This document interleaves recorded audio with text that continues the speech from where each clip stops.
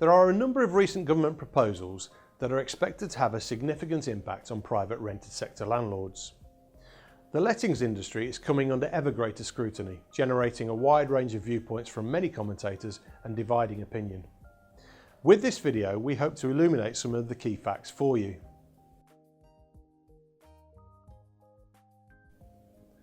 The Department for Communities and Local Government, known as DCLG for short, recently invited input from the PRS on new proposals that will make it harder for rogue landlords to operate. It must be stressed that whilst rogue landlords make up a very small percentage of the PRS, they have a disproportionate effect on public opinion, much to the detriment of good landlords. DCLG's discussion paper was clear that they want to do more to drive out rogue landlords from the industry. It's included a variety of mechanisms that may help to achieve this, such as the appropriate level of fines for offenders and the possible introduction of a blacklist and bans for repeat offenders. It also explored the use of rent repayment orders, civil penalties and other ways to weed out the rogues, including fit and proper person tests. We're really pleased to see that DCLG is reaching out to the private rented sector to gain the views, insight and experiences of those operating within it. It was clear from the discussions and feedback we've had that many in the industry welcome such steps, providing they don't result in more red tape. We look forward to seeing the outcome of the consultation later this year. We recently surveyed landlords registered with us asking for their opinions on the government consultation, and we're currently analysing the results and we'll be sharing our findings with you soon. In his recent budget, the Chancellor announced a shake-up of the tax relief rules landlords can currently take advantage of.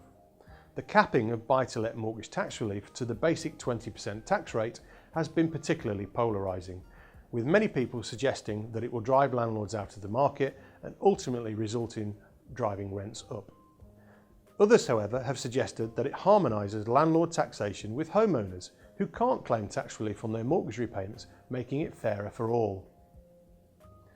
Then there are some who claim that landlords should treat the renting of their property as a business rather than simply an investment and should therefore be taxed accordingly. Much of the discussion rests on whether landlords view buying a property to let as a way to generate immediate additional income, or whether they see it as a long-term investment in terms of house price appreciation over a longer time frame. Another area where tax relief changes have been proposed is for wear and tear of furniture and fittings.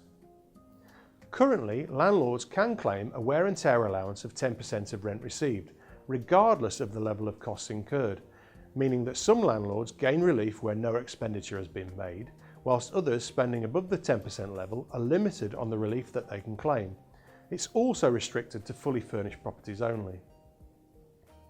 The new proposals will allow all residential landlords, with the exception of those providing furnished holiday lets, to claim a deduction for the capital cost of replacing furniture, furnishings, appliances and kitchenware provided for the tenant's use.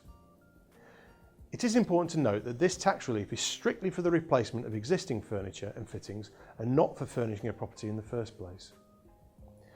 If you'd like to make sure your voice is heard, HMRC are currently running a consultation on the proposals until the 9th of October this year.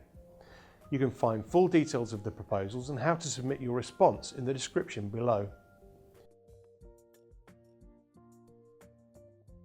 Another recent announcement is the plan to roll out nationally the responsibility for landlords and letting agents to perform right to rent checks to ensure that the tenant has a right to be in the country.